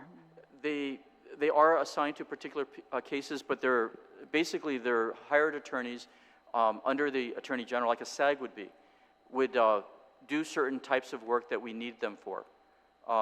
When we didn't have enough attorneys 6 months ago, some of them were doing trials. They were just called up and says, can you handle this trial? Some of them were dealing with not necessarily conflict, but we just needed more attorneys to handle certain cases. So they were on a case-by-case basis. It wasn't a category of cases. We had one attorney that was helping out with the filing motions for revocation because they had violated the court's release order. All right, so for this one, I mean, sometimes I've seen these used for like the order dump closure case, right? We hire off-island counsel, Right. this is why we need CERCLA. legal consultants.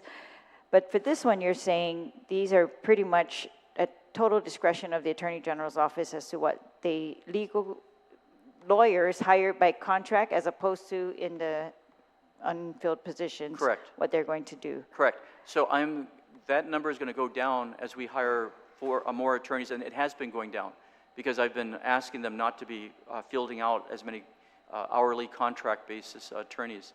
Like for the restitution court, we're using Eric Miller, former PD. He's out of Tennessee or some state, so he's handling that work right now. All right, the criminal injuries compensation is increasing by $65,000. What's the increase for? This is just for operations, because their victims fund is set by another source. The victim fund doesn't go for operations. So this is what they had requested. This is to hire To hire, that's correct. Yeah. Who were they going to hire again?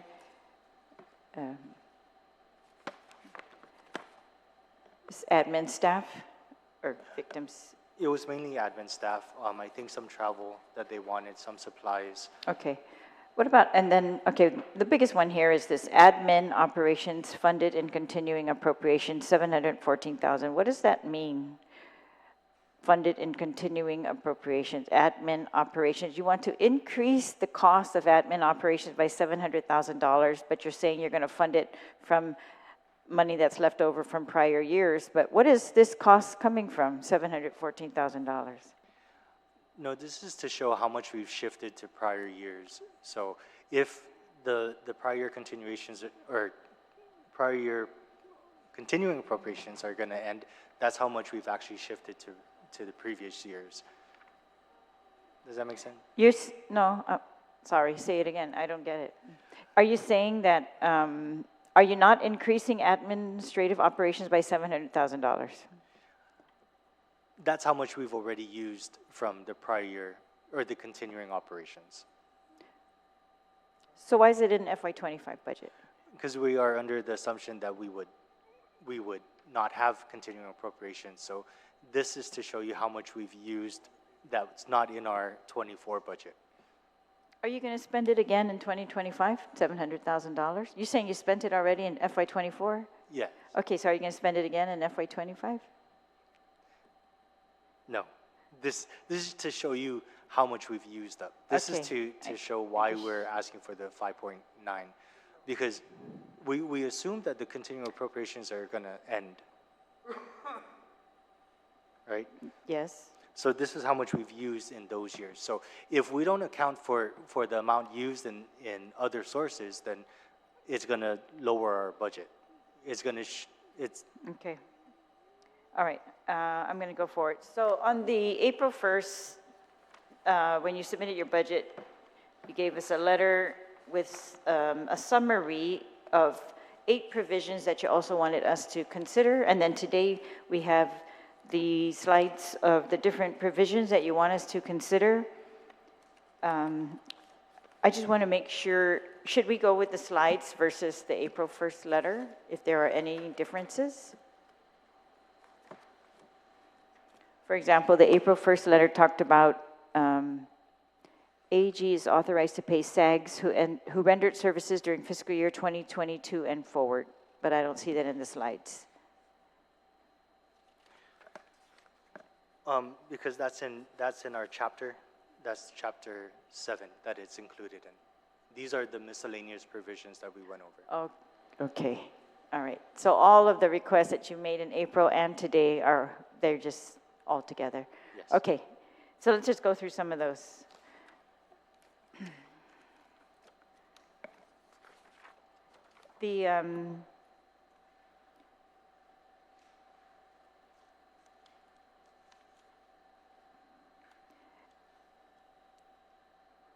Well, sorry, before I go there, let me just go back to the rent part because that was brought up by others and I want to finish that one from this list of the budget. So it sounds like the rent, you're going to pay $100,000 more in FY25 than you paid in FY24, but there's a lot of talk about moving, whether to pass a bill to rent to own. You've said here that if you move, it's going to be smaller, worse parking, more rent, right? Rental amount, yet you still want to move to be closer to the court. So Right. $100,000 cost. Our current contract with the ITC is expired. We're on a month-to-month. We've been on a month-to-month for over a year now. Same landlord. The rent will go up even in ITC. I think it was less in the Ganya. Right. Is that right? Less So in if the you Ganya. stayed there, you would be paying more? Correct. Okay. Then we would be now having to pay more in the All right. Ganya. you're- But because we're doing month-to-month, they've locked us, we're still locked into the original rate that we had. Which is good.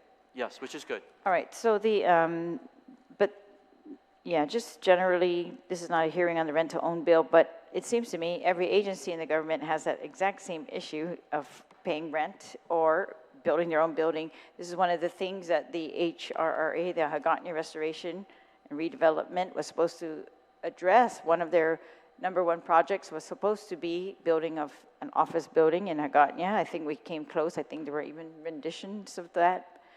And that's just stopped.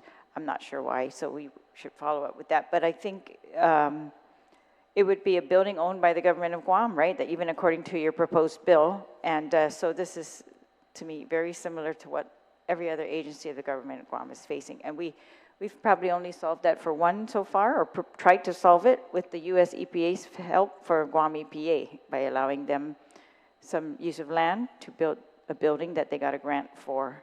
The DOE model 16 years ago was the one that gives the government the ability to use lease payments in order to purchase the properties. And I respect completely what you're saying, Senator. I'm just saying for purposes of the huge amount of money that we're paying on a monthly basis. Every agency, yes, I agree.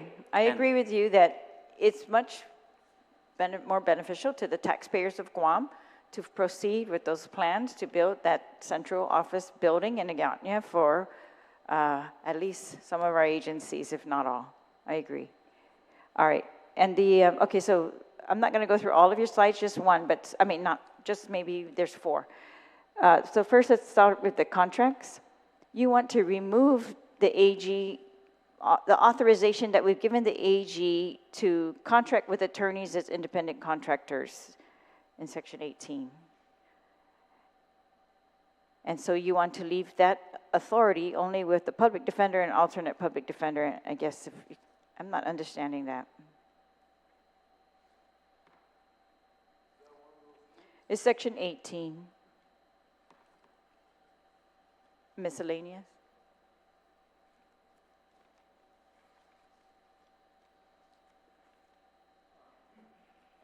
Are you trying to cover this in another section? Yes. Excuse me, my name is Joseph Guthrie. I'm Chief Deputy Attorney General. The Section 18 you just referred to should be read in connection with another section which authorizes the AG's office to single source attorneys without competition. So that's why we removed the reference to the Attorney General's office in Section 18. And I think in Section D, if you look at it, it exempts the provision from the AG's office. So when you look at it in tandem with D, it says it will not apply to the AGs.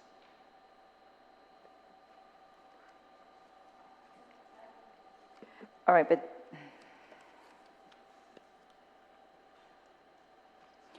okay, so originally the law allowed the Attorney General, this law allowed the Attorney General's office to contract with attorneys as independent contractors for services in areas which it is impractical or impossible for the office to proceed.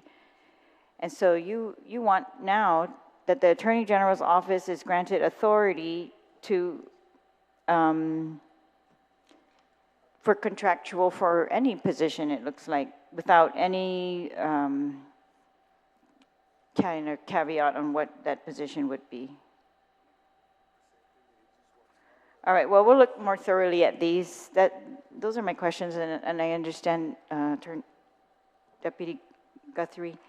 That provision that you're talking about, the sole source hiring of, I don't see it in this packet. Is that correct? It's in the April 1st letter, right?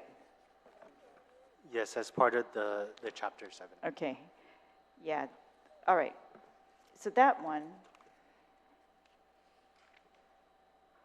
yeah, pretty much gives that other proposed provision would give the Attorney General ability to hire a lawyer, sole source, without competition, right? Okay. So the other one I marked here to just ask,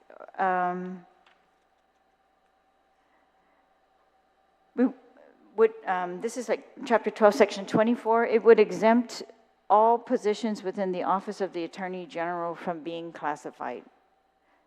Is that how is that correct? You want all of the positions of the Attorney General's office to be unclassified? No, that's not what we're trying to do. All it's saying is that we can hire unclassified. You may expend funds for employment of hiring unclassified. So, okay. Who are the unclassified employees in the Attorney General's office?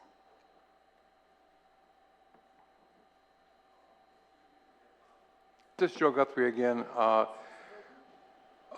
65 people, according to your... Yeah, okay. If the Section 24 would remove the existing prohibition on hiring unclassified employees except as enumerated. So if you read the Section 24, it basically exempts the Office of Attorney General from that prohibition. Right, so you want to be allowed to hire unclassified employees, and so if you hired unclassified employees, do we need classified employees? I mean, I guess, is that just a way to replace classified with unclassified? Well, Because there's no restriction on what type of employee. Right. Like we do that for, doctors, I'm sure, things like that Yeah. at GMH. but also, Madam Speaker, in terms of fulfilling like the governor, the ability to fulfill the objectives of an elected official needs the ability to hire unclassified employees, whether they're special projects coordinators, whether they're attorneys. It goes along with that line, and consistent with prior AG's opinions, that the AG's office has a certain amount of autonomy to conduct its function. So it's along that line. All right, the chair's pointing out that on the spreadsheet, it shows for FY24, or FY23, 36 unclassified, FY24, 54 unclassified, FY25, 65 unclassified. So you are already hiring unclassified employees, but you still need this provision?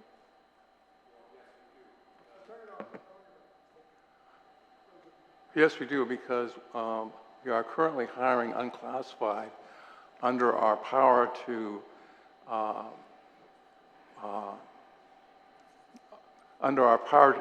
deal with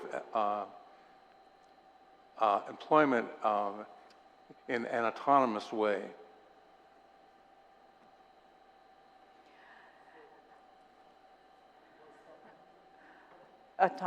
Okay, well, I'm not sure exactly what to think of that, but I'm thinking, you can correct me if I'm wrong, that you were using it to hire attorneys, but now this will allow you to hire any position. Is that correct?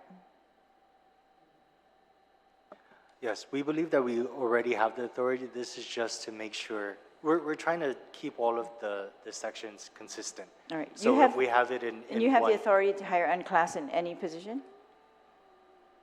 Or only in attorney positions right now? No, we only have authority to hire, under these sections, Section 24, we only have the authority to hire unclassified employees for our victims' Okay. services. But what we're seeking is a broader authority to hire unclassified employees. So in other words, we Yeah. seek to lift the Right, prohibition. I understand you want to Yeah. lift the prohibition, but are you saying there are 65 unclassified victims advocates? Can't be. You're hiring in other positions for unclassified, right? Yes, we are. It's admin positions? Yes? Yes, we are. All right. And lawyer positions? Yes. Okay.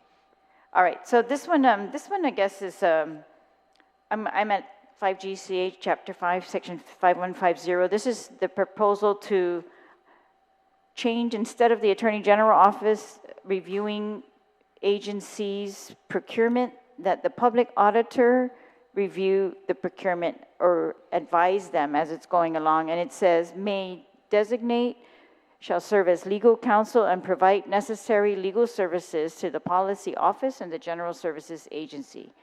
The public auditor statute allows that could be filled with a CPA, not necessarily an attorney. We're lucky we have a former Chief Justice there in this position right now, but that's not really Yes. always going to be. And it's requiring that that person is going to give the legal services to the policy office and GSA. There's also a procurement council. Yes, I think that's that's what it's Bob called. Kono's. Yeah, and that exists at GSA Yes, to advise them as well. correct. So you just think the Attorney General, I mean, you were just describing it earlier, how Check that and provision balance. was put in for Right. check and balance to protect the people of Guam, the taxpayers of Guam in procurement, right? Yes, And now you're just thinking, if the public auditor did that's protection enough. yes. I can see the logic in that. However, the public auditor is supposed to do the appeals, so you think he can do both? He's going to advise them all the way along and then in the end rule on the appeals? This goes into that public function and the GMH case.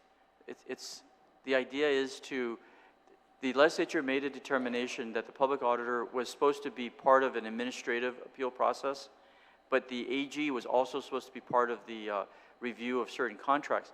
The problem with that is that if a prior AG, or if an AG for that matter, was part of any corrupt activity, the whole AG's office might be disqualified. So we felt that a check should exist, but maybe it should be with the public auditor so that the AG's office could come out and investigate that procurement. All right, so the goal is to get the AG out because of a potential conflict of your entire office.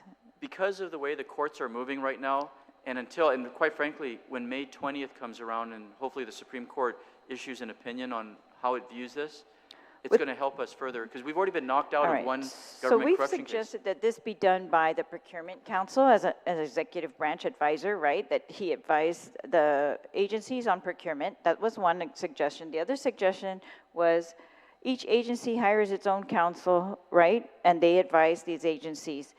And all along, the question was, in the end, the agencies could still be challenged by the Attorney General as to whether they did it correct or not, right? But what about this? If we did this with the public auditor, are we also, is that public auditor subject to like prosecution by the Attorney General for? My understanding, the legislature is trying to create stop valves. And if you let the appointing authority, which is the governor, appoint the council that's going to review her own cabinet's procurement, that's not a stop valve. If you get an elected official like the public auditor is, or the Attorney General's office, you'll have more of a stop valve type of check and balance built in the system. That's why the Consumer Council, we don't see that as a check and balance necessarily.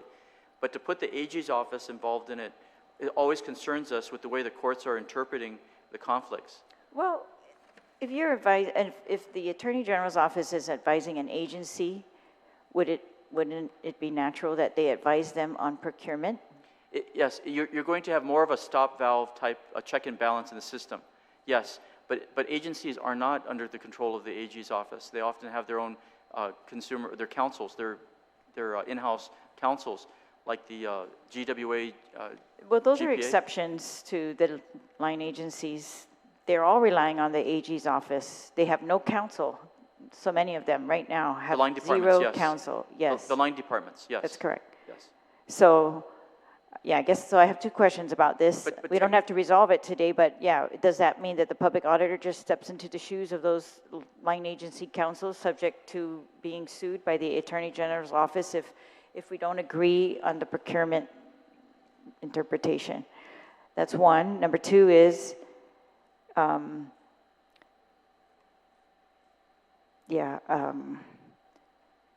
don't know about removing the Attorney General, who, I don't know.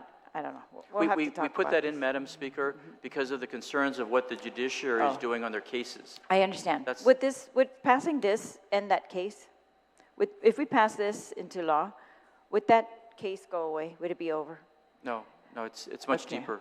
So It's the that fundamental was question. a reason I was given, I think, at the last hearing as to why we should not move forward on any of the other proposals that we had made. Right. Because it And I would agree. not make the case go away. We could not resolve the real issue.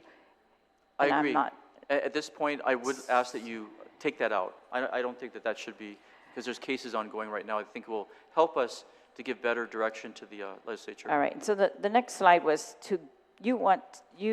the attorney pay plan was approved by the governor. None of us had anything to do with that.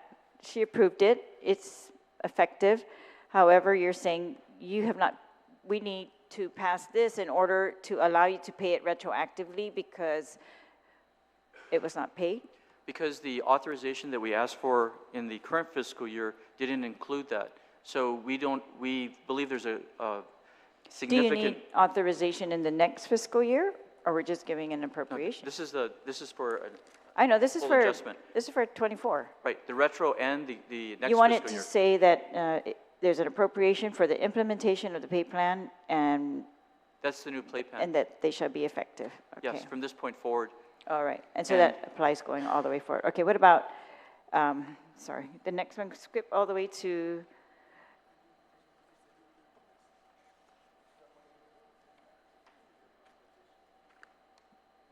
On the OFB questions, one was other sources of revenue. I just wanted to clarify, you put in here opioid settlements, $86,714. There must be other settlements, like the tobacco settlements and the real opioid settlements, isn't there, with much larger amounts? Yes, there are. But I think the question, or the way I read it, was for this fiscal year. So this is just what was collected. The tobacco master settlement actually goes to GITA, if I'm not mistaken. We handled the administrative side, but GITA would handle the Do you get, actual. and you don't get any revenue from that? What about the opioid? This is not the money that we're supposed to be giving out in grants, right? This is Yes, but this is, admin, or, no, sorry. this is how much has come in. Say that again? How much has come in This is all? for this fiscal year, for 2024. Okay. And since the last opioid meeting, has there been any disbursements that were not discussed in that meeting? No, not that I'm aware All of. right. I'm talking about the opioid advisory council where the council is supposed to decide how those are spent. Okay. All right, thanks. Okay, and then one more. You wanted to remove the attorney general's or deputy attorney general's ability to move back into the classified position. Can you just explain that one? So right now, we get classified AGs, we move them to be deputies, designate them to be leaders in deputy positions, and we allow them, when that's over, to move back to their classified attorney positions. This provision would remove that. They can no longer go back into their classified positions.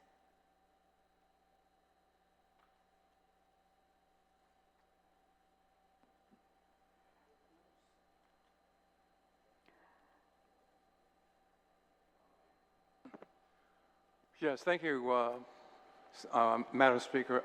This is Joe Guthrie again, the Chief Deputy Attorney General. The idea behind that provision is to enable the Attorney General, when he's selecting his deputies, to determine who is going to be truly loyal and devoted to fulfilling his programs. I think, people who work for the Attorney General with one eye on their future employment with other Attorneys General cannot devote their full energies to the existing Attorney General. So, that's why we put that provision in there. Also, quite frankly, we think that that will prevent current deputies from looking at who they might be working for in the future and cutting deals with who they think might be their future employer, so as they can keep their jobs as deputies. So, that's why we put that in there.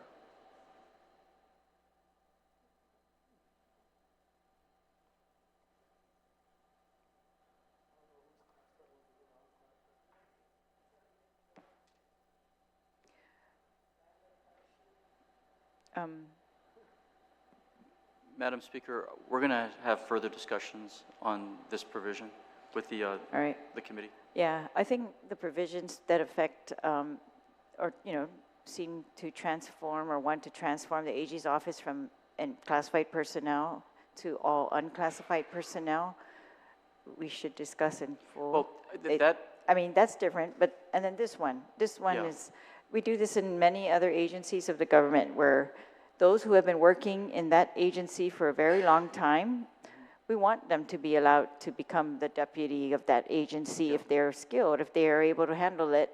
And then when politics is done and the 4 years is over, that they return to their regular classified job. To a certain extent, yes, that's the way it's always been at the AG's office. But I mean, there are some opinions since I last served that talked about the autonomy of the AG's office, the creation of our personnel rules and regulations, which is currently in effect right now. We're looking at revising the current rules and regs. It was brought up at some CSC hearings about whether we fall under DOA or not. That whole 22%, we got caught in the confusion about whether we're under the Department of Education or the Department of Administration or not. So that's why when we're going to take a further look at that provision, because All right, it's a midst of, we are an elected official. I need a team that can work with me, especially for lawyers, given all the pushback we get. So I need a dedicated team that's loyal, but on the other side, I do understand also the idea that career employees. I surely understand those concerns. And what about, yeah, it may be, the bigger question for me is just, so we had a court case before in the Attorney General's office long before you were there about whether lawyers were classified or not, The right? Hauser decision. Remember that? Yes. Right. And then we also have, our Organic Act kind of mandating that everybody in the government is supposed to be classified. Right. Yet we have all these exceptions in the laws, and I'm trying to reconcile those in my own mind, how we are able to do that with... Well, they use the word, is it practicable, which is such a, amorphous type of definition. That's why let us have further discussions with the committee on All this, right. please. Okay, thank you. And again, thank you for all your work. These are budget hearings, so of course we're going to question the nitty-gritty, and I hope that doesn't discourage any of the work that you're doing. I want to thank you for those who are working, especially the attorneys, because I know it's been very difficult, and so thank you very much for doing all that work. And I know the staff, you've seen different attorney generals in many years, and this is one of the things in Guam that we see in agencies, and including the Attorney General's office, that leadership changes, and you have gone with the flow, and you've produced and performed in all these circumstances. So just thank you to all of you, and thank you, Attorney General, for being very frank with us, and all these recommendations we will consider. Sizos Masi. Caesar's Masi, Madam Speaker. Thank you, Madam Speaker. Attorney General, how did you pay the 22%? What was the authority that allowed you to pay it? I think we fell under the DOA appropriated us the money Oh, because we were, They appropriated the money? they gave But us the money. They don't have the authority to appropriate anything. So I'm just curious, how did you pay? The I'm gonna reason why was because, remember we discussed this at one point? Yes. And if you got your attorneys, you need to pay them. I'm saying you got the money, pay them and move on. Well, Then we'll figure out the rest as we go along. Well, the problem was, Senator, was that the legislature appropriated the money to the Department of Administration to line agencies. That's correct. And so there was some dispute, or at least a question about whether the Office of Attorney General was a line agency or a... That was for the 22%, but for the attorney pay. Well, that's what I'm... No, that was for the non-attorneys, the 22%. That's The correct. legislature didn't appropriate it. That was That's correct. The certifying officer provision in the law requires that the appropriation have been made. So that's where we are, being the law enforcers ourselves, we And they put the gave you brakes on money. it. They gave you money for that. Now for the attorney's pay, how are you going to work that? No, I'm sorry, Mr. Chairman, under the 22%, the legislature actually passed a bill. to That's allow it. correct. So that was the authorization for certifying officers to That's pay it. correct. DOA wouldn't give us the money. That was the question, and Tom was down there, and then we resolved it, Right. with the governor's help and so forth. Yeah. But I mean, in this case, there is no authorization from the legislature, that wasn't part of our budget to be paid. There's no authorization specifically to pay this money out of the taxpayer, the accounts. That's how we're looking at it right now, and there's no authorization to give us the money. Okay, because I'm just curious how the governor's office is allowed to pay it. Because you remember how the budget was passed before that attorney pay came in place. So we'll look into that and we'll figure that out. Other Thank than you, Mr. that, Chairman. Thank you. Attorney General, there's no one else to present any testimony on your budget. The committee will close this hearing. Again, I want to thank everyone for attending this hearing and for providing feedback and suggestion. Office of Attorney General's budget hearing is now adjourned. The time now is, gosh, we're done early, 4:01. Jesus Mazi, and please be safe. Continue prosecuting, Attorney General. Thank you.